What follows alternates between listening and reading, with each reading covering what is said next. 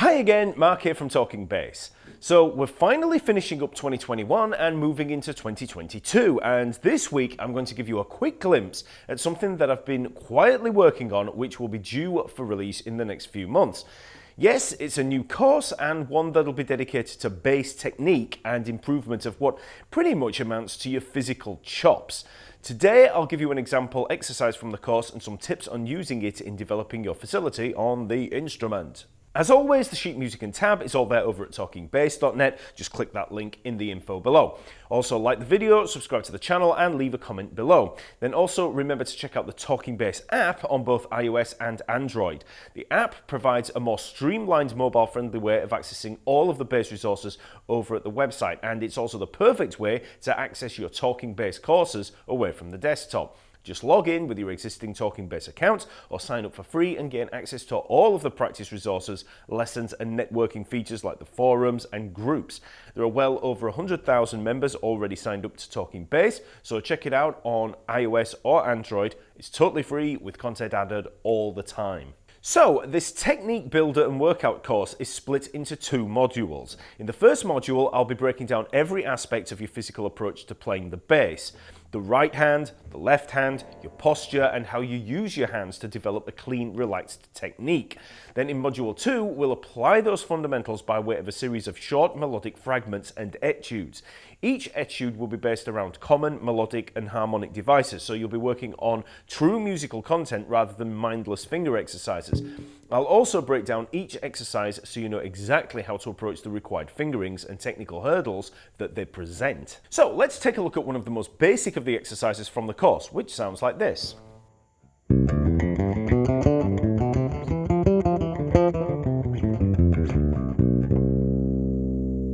So this is a simple scalar exercise designed to help you navigate around the fretboard a little and develop your position shifting.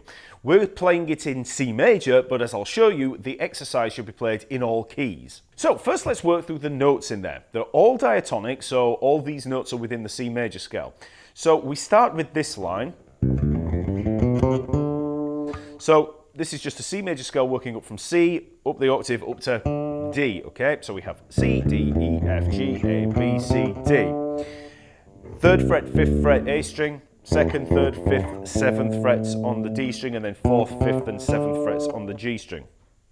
So what's happening in this part is that we're actually making a little bit of a position shift, only a small one. So normally a C major scale might be played there, standing on the 3rd fret, but we don't go any higher than the 5th fret. It's all contained within that area. But what we're doing here is when we reach the G there at the 5th fret of the D string, we're shifting up into this next position. Okay? Then just continuing. So. Next, we drop down to the G at the 5th fret of the D string, and we work all the way up to a G through the octave. So that's going to be G, A, B, C, D, E, F, G, 5th, 7th frets on the D string, and then 4th, 5th, 7th, position shift, and 9th, 10th, and 12th frets on the G string. So again, we've got another position shift. We're in position here, just working up through C major from G, and then once we reach the 7th fret there, we make the shift up with the first finger to the 9th fret. So, all of that so far.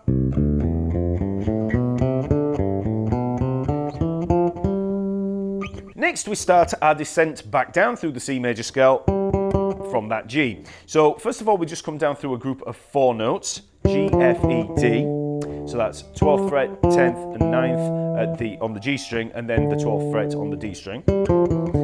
Then we jump back up to the F at the 10th fret of the G string, and we just come all the way back down through the C major scale. Okay, so we've got F, E, D, C, B, all in that position. So 10th, 9th fret on the G string, then 12th, 10th and 9th fret on the D string. But then we make this position shift, we're on the first finger there, make the position shift down to the 7th fret. So, and now we're in position to come down G, F, E on the A string, so 10th, 8th and 7th fret. So, and Now, once you reach down to the E there at the 7th fret of the A string, we could jump down from that first finger there at the 7th fret to the 4th finger down at, or the pinky, down at the 5th fret of the A string. So, there's the position shift. And we just come down D, C, B, so 5th, 3rd, 2nd frets there, and then we're back at the C where we began. So you can see there's quite a few position shifts in here. As we come up, there's a position shift, position shift, position shift, position shift, and we're back at the beginning.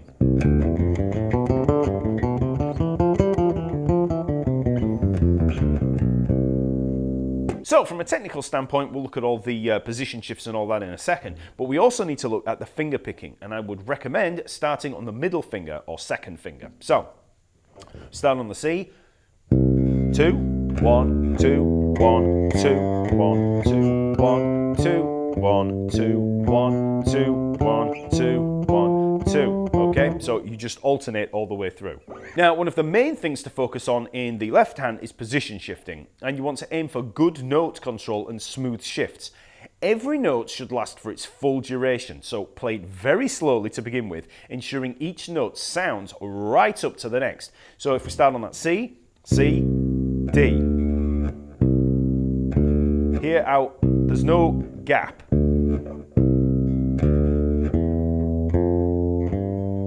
Okay, so we don't want this. As you search for the next finger, you know, varied note durations. It's all got to be nice and clean into the next one, which becomes quite tricky when you've got the position shift. So as you come up, don't make any of the position shifts until the required note. So as we get to this G, we're on here. As we move up to that 7th fret, we don't shift until the note's required. So if I was to count along, 1, 2, 3, 4, 1, 2. See how I move on that 2. 1, 2, 3, 4, 1, 2. Okay, that's when you make your shift. We're also using a 1 finger per fret kind of span here, so I'm starting on the 2nd finger, then the 4th finger, then 1st finger, 2nd finger, 4th finger, the 4th finger shifts up, and then we've got 1st finger, 2nd finger, 4th finger, shift up to the 1st finger, 1st finger, 2nd finger, 4th finger, so we always have this allocation of 1 finger per each of the frets. Now, for some of you that have very small hands, or you've not got much of a stretch, or any of that stuff, don't worry about stretching. It's not that you have to hold the hand in a position like that. You don't need to do that. You could literally be holding the 2nd finger there with the fingers all over the place. You know, really bad technique. But, you know, if I've got them all scrunched up like this, as long as you then move the hand so that then you catch that D with the 4th finger. You see how I'm just moving the whole hand? That's all that you need to do, just making these little micro shifts with the hand. So don't worry about holding it like this. I mean, if you've got big enough hands, then that's fine. I mean, my hands just lay quite nicely there. But otherwise, just pivot the thumb slightly in the back so that you can make those shifts. Now, another really important thing that you need to bear in mind here is how light you play. And that's in both hands. Now, playing lighter is going to pay massive dividends in your playing, from everything to speed, to fluidity of the position shifts, your stamina, you know, dynamic contrast, because yes, you do want to be able to snap things out when you need to, but that won't mean anything if everything that you're playing is like that. You know, you have a lot more dynamic contrast when you play lighter and then bring in those snappier notes. So, let's see how light you can actually play on the bass while still retaining tone, okay? So what we're going to do is play a C, 3rd fret of the A string. But what I want you to do is get the hand in position, hold the thumb there on the back, and bring the hands up, the fingers up, sorry, so that they're kind of hovering over the fretboard. And then what we're going to do is pluck the open A string, and I want you to pluck it pretty lightly, okay? Now what I want you to do is bring that 2nd finger down to fret that C, but we're going to do it very slowly. So, what'll happen is as you touch the string, you'll start to hear a harmonic. Bring it down a little bit more, start to get that rattly noise, and then eventually it'll even out. Hold it right there, don't press any harder. Take note of how relaxed and how light you're holding that down. Keep the hand as relaxed as you can. Now, obviously, if you're going to pick really hard, that's going to rattle out. So if you're going to hold light in this hand, you need to pluck light in this hand. So you might be surprised at how light you can hold your fingers down. Okay, that is kind of the lightest that you're going to be able to play, okay, that amount of pressure, but that will probably be a lot less pressure than you've been using before. Now, like I said, this can pay huge dividends in your playing. For a start, in terms of stamina, think about it. If you are gripping the neck really tight and you're picking as hard as you can, it doesn't matter if you can do that, you know, if you've developed the stamina over time, it doesn't matter. Think about it. If you lighten up, you're going to have more stamina. So, you know, your stamina is going to increase no matter what when you lighten up. And also your speed is going to increase, because if you're tense all the time, you're just not going to be able to reach maximum speed, let's say. Think about a drummer. When a drummer hits a drum, okay, if their hands are coming way back here, all tense, there's a limit to how fast they're going to be able to play a drum roll. Whereas when you watch people play like incredibly fast drum rolls, they generally get a lot, there's a lot less movement and they're a lot lighter. Everything becomes a lot more loose. If you were to ask Vinnie Colaiuta or Dave Weckl or Steve Gadd or any of these guys about playing fast rolls, they would all tell you that you have to play lighter, you know, get rid of all that tension. So as an example, if I just come up through the first part of this line but play really tense, snapping really hard, it ends up sounding like this. Awful, it just sounds like a snappy mess. And also I can tell that I just can't move fluidly in the way that I want to. And there's a limit to how fast I'm going to be able to play that. But if I lighten up a lot, just coming up through that, it's so much nicer to listen to for a start, but also it just feels so much more effortless. And the position shifts are a lot more fluid. So, like I said, you need to focus on these position shifts, and one thing that can really help here is isolating the moves. Now, if I come up through the line, when we make that first move from the D to the E there, 7th fret to the 9th fret of the G string, if you're having any problems with that move, you know, if it's all sloppy and you're having to take the finger off and move, just practice it in isolation. So here I've got the D, I'm fretting it with that 4th finger there, on the G string, and then I'm playing the E with the 1st finger at the 9th fret. Get used to that move there, and try and make it as flawless as you can. And if I was to count that out, 1, 2, 1, 2, or slower, 1, 2, 1, 2. Notice how I'm making the shift on the beat. Not before. I don't take the finger off and then fret it. I've just got the finger held down. 1, 2. There's the move. 1, 2, 1, 2. It has to be a very quick move. The slower that you play here, the faster the actual position shift needs to be for it to kind of hide away in the move. Because you don't really want to be hearing the position shift that much. I mean, it's very hard to hide a position shift completely, but you want to make it as flawless as you can. So, okay. Don't worry about playing to a metronome, and don't worry too much about retaining constant rhythm and tempo. It's not a robotic exercise. It's a melodic line, so allow for dynamics and rhythmic expression.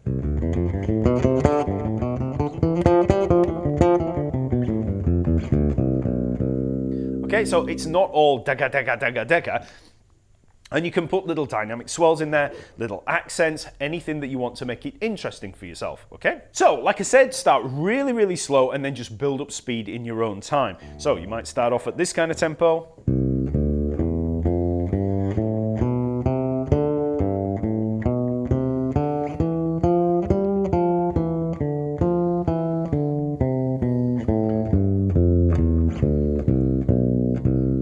okay? Any kind of tempo that feels right to you. And don't worry, like I said, don't worry about being out of time with it. When you get to these position shifts, you might have to work on them in your own time. Even that, just so that you get a nice fluid move. Now, as I mentioned earlier, you should try moving this through all keys. By running it through all of the major scales, be it through the cycle of fourths, fifths, or just chromatically up and down the fretboard, you'll get a multitude of new perspectives just from that one line. So, as an example, let's just play it in G major, okay? So, starting at the 3rd fret of the E string. So I could play it up like this.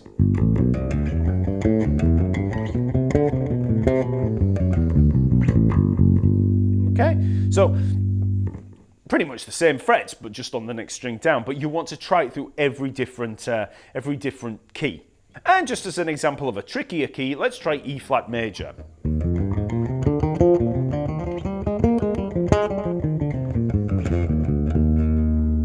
So, because this exercise is based around a simple musical concept, namely the major scale, it's possible to squeeze a lot of mileage out of just that one etude.